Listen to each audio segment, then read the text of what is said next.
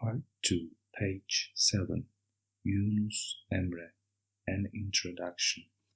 When the song poems of Yunus Emre spread among the rural Anatolian Turks in the 14th century, the Turkish language, already rich in idiom and vocal harmony, began to express the deeper nature of the human spirit.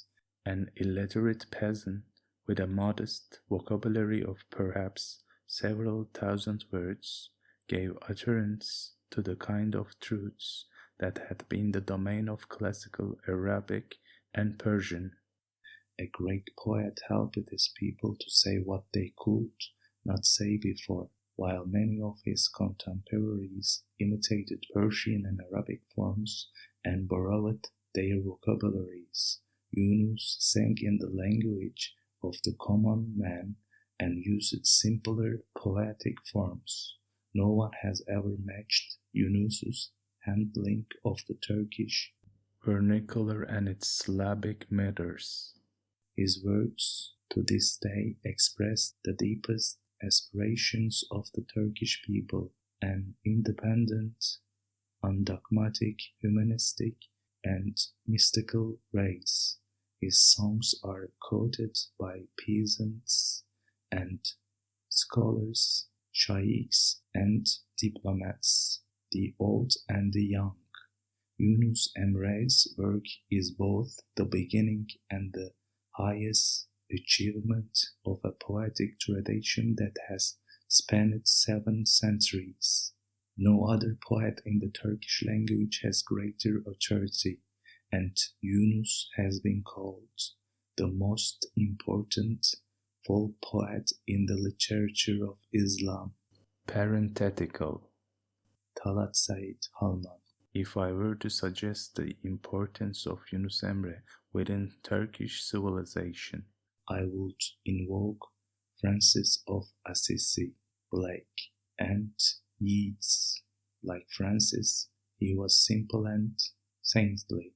He loved the natural world and sang songs. Like Blake, his songs are full of symbols, and as Blake stood squarely within his own truth and voiced a cry against much that was mechanical and insensitive in his times, Yunus, with gentleness and charm, attacked the spiritless orthodoxy of his day. Finally, like Yeats, his lyrics master stanza and line and can appeal to ordinary people as well as those with literary interests. Yunus's times. The world into which Yunus Emre was born was ruled by the Seljuk Turks, centered in Konya. Parenthetical. Economy. Konya and the surrounding region of Anatolia had become a haven for many people from Central Asia, who had fled the pillage, destruction, and death worked by the Mongols.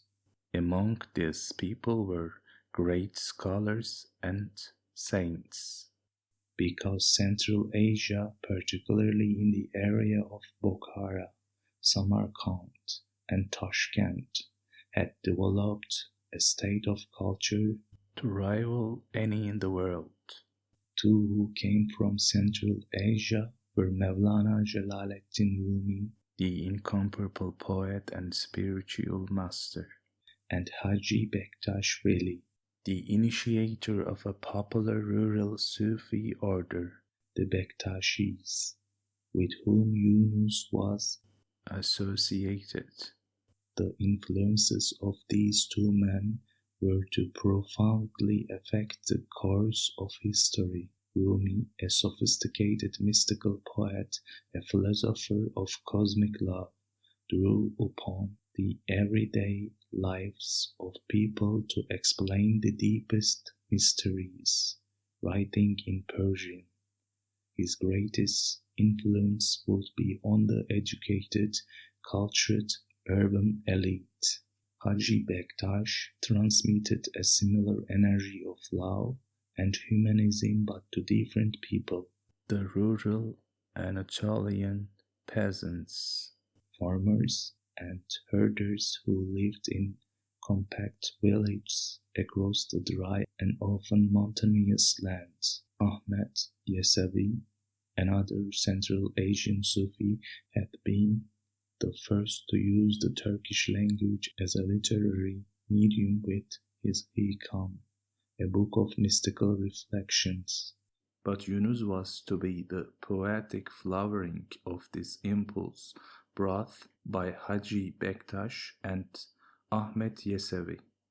His language would captivate both the rough and the cultivated for centuries to come. His name would become associated with a whole genre of poetry and song.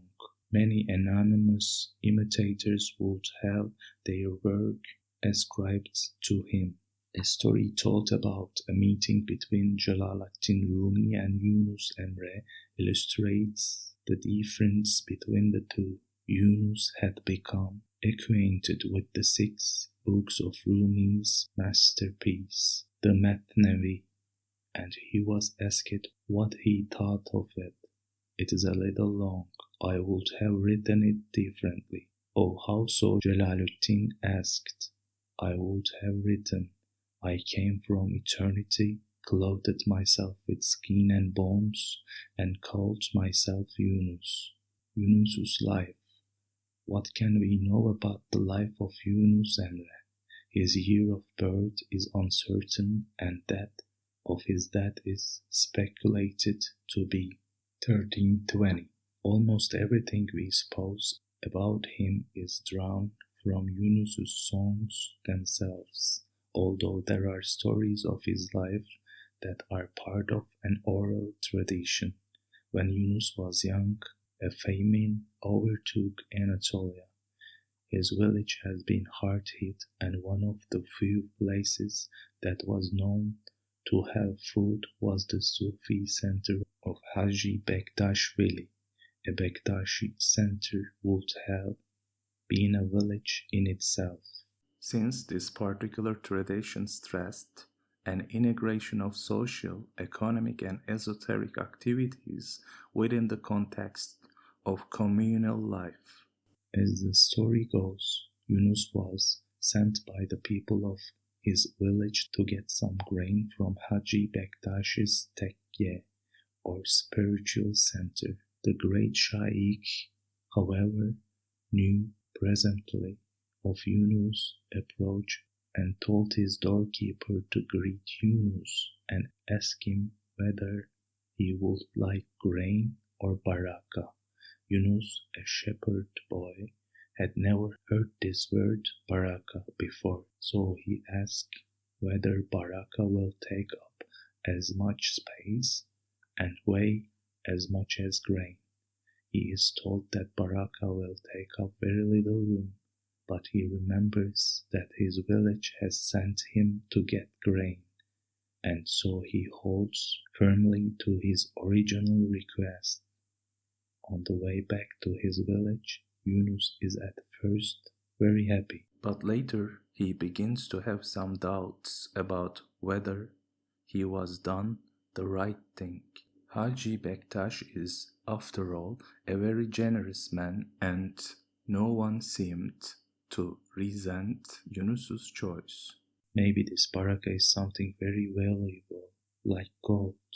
Halfway through his journey, Yunus decides that he was probably made a mistake and should return and require again about the baraka. When he returns, however, he is told that his portion of baraka, parenthetical, spiritual power, has been sent to Tapduk Emre, another Bektashi Shaykh destined to become Yunus's guide on the path. So Yunus himself becomes a pupil in the school of Tapduk Emre, undergoing many practical as well as spiritual tasks. For many years he remains humbly in the service of his sheikh.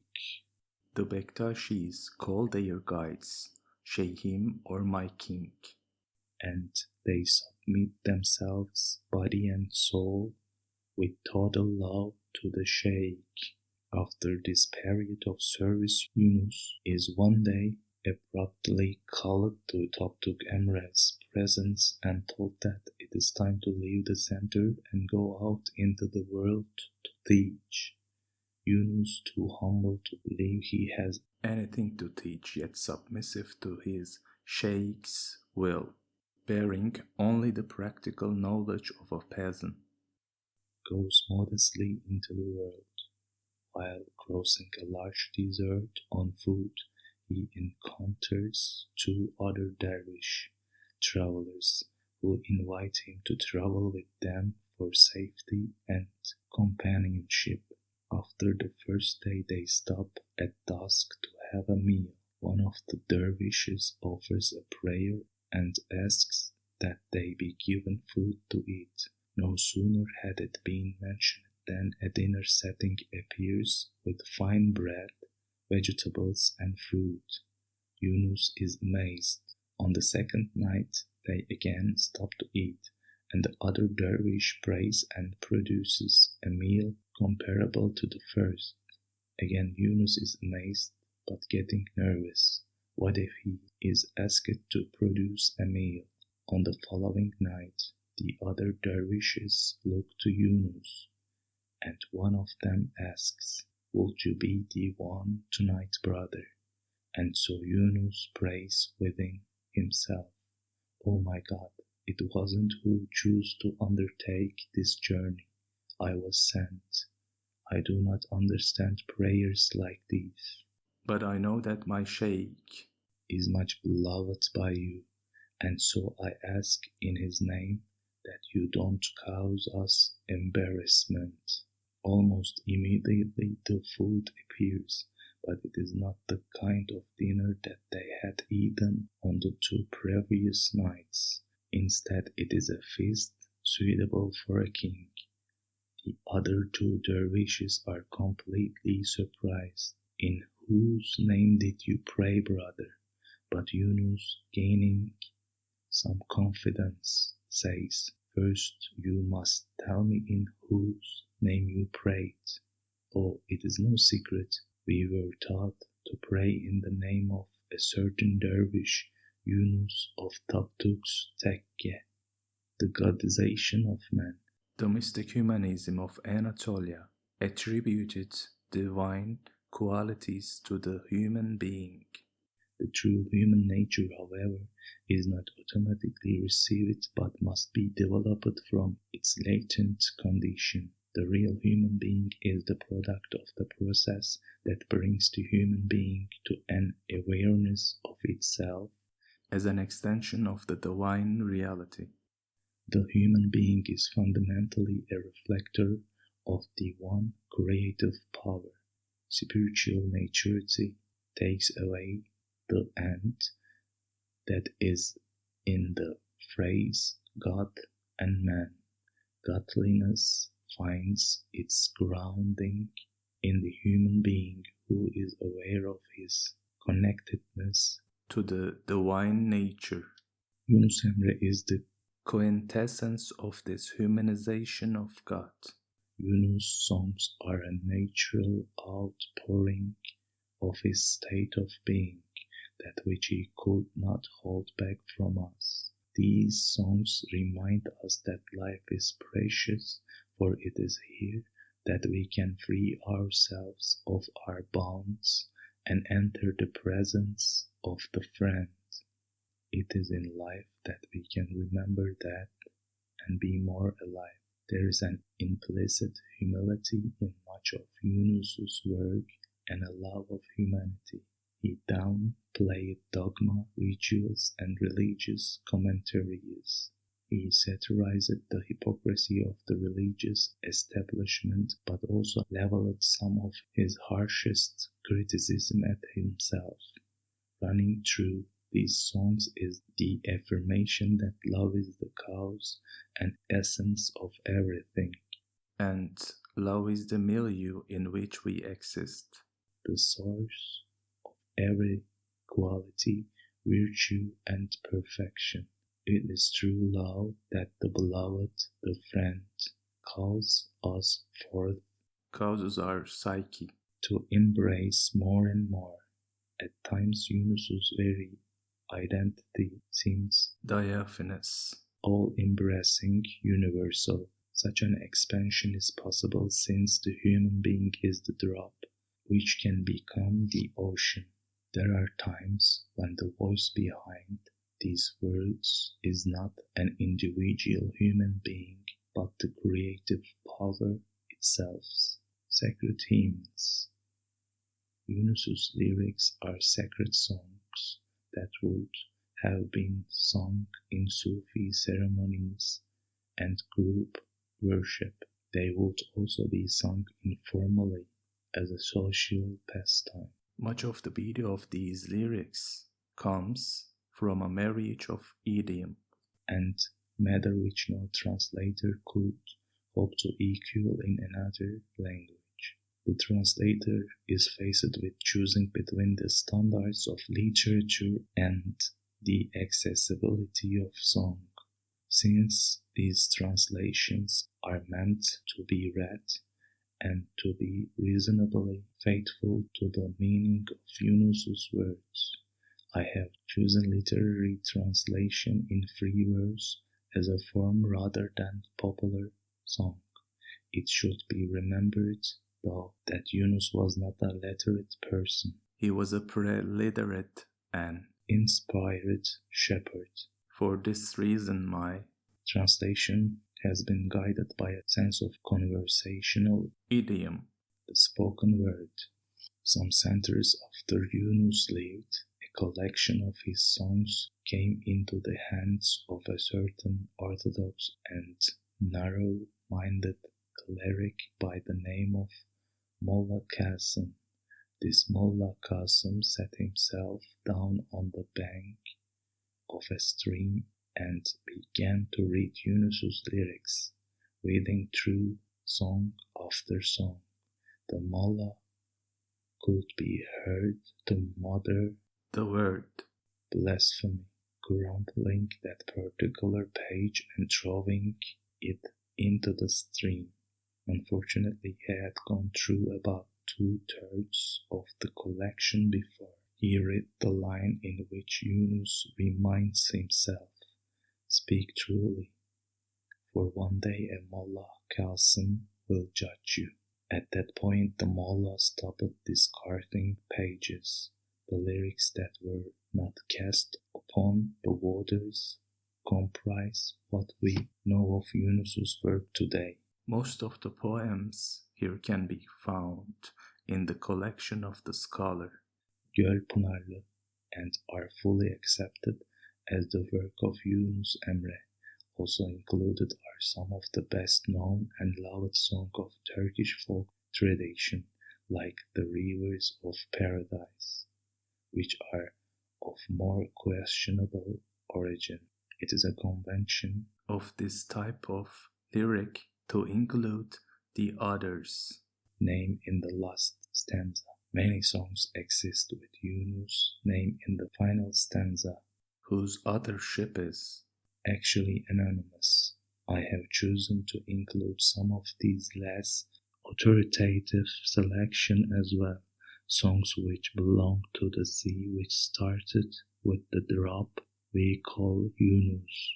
Kabir Helminski, Putney, Vermont, February 1989. End of part 2, page 14.